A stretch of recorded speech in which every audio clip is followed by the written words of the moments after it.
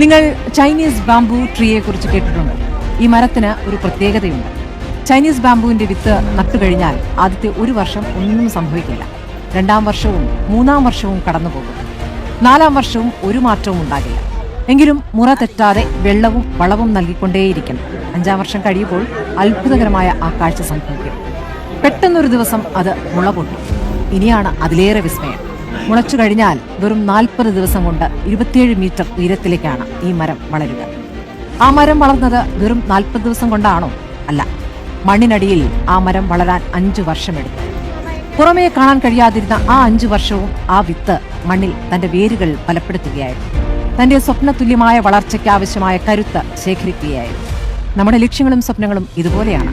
നമ്മൾ കഷ്ടപ്പെടുന്നുണ്ടാകും, അധ്വാനിക്കുന്നുണ്ടാകും, പക്ഷെ ഫലം ഉടനെ കണ്ടെന്ന് വരില്ല. പക്ഷേ തളരരുത്. നിങ്ങളുടെ വേരുകൾ മണ്ണിനടിയിൽ ബലപ്പെട്ടുകൊണ്ടിരിക്കുകയാണ്. ഒരു ദിവസം നിങ്ങൾ